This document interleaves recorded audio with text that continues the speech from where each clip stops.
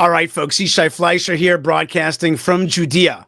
Once again, the escalation of the war of words that follows the kinetic war between Iran and Israel. Iran has already attacked Israel a few times, and Israel struck back and hit their surface-to-air missiles and has hit their nuclear ambitions a few different times in different ways. And the Iranians, not to be underestimated, they've got the Houthis in Yemen shooting intercontinental ballistic missiles, and they got whatever is left of Hezbollah and whatever is left of Hamas. They also have their allies in Qatar and Al Jazeera and the war of words. Khamenei himself issuing the call to destroy Israel, and Prime Minister Netanyahu not going to stand by and let that slide. Let's hear what he has to say. Today, the dictator of Iran, the Ayatollah Khamenei, posted this.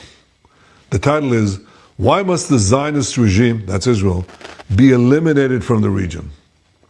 So here you have the ruler of Iran openly declaring, again, that his goal is to destroy the state of Israel.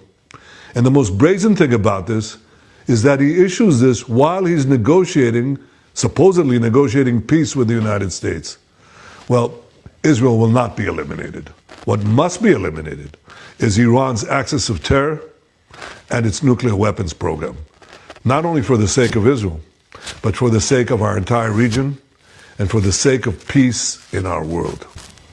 Okay, so now let me explain to you the things that he said. First thing he said, I am critical of Witkoff's plan of making peace with Iran. This is nothing but Obama 2.0 and JCPOA and all that crap that failed beforehand. There's no way to make peace with Iran. There's no way to ameliorate them or placate them or find a way to find a middle ground. It's not going to happen because these people are dedicated to the destruction of Israel and an Islamic world view. So that's what he meant by that they're trying to negotiate peace. He's actually quietly criticizing Witkoff's approach to Iran. Another thing that was not said here is he says their nuclear program has to be pushed back. The axis of terror has to be pushed back. But what he didn't say is there needs to be a regime change.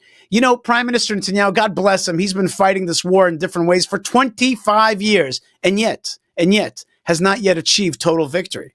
And he's frustrated because now Witkoff is trying to make peace with Iran and these guys keep moving forward with their nuclear program. And we got to say to Prime Minister Netanyahu, baby, you got to take care of business. You got to take care of business. You think you got to, do a regime change there? Let's go. Let's get to it. This is the president in the United States to do it. This is the time to do it. These guys are months away from a nuclear bomb. You've been talking about a nuclear problem for a long time. You got to get rid of that. You can't be waiting around, Prime Minister Netanyahu.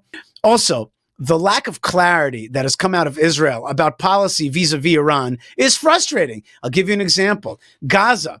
You can't just beat back the terrorism in Gaza.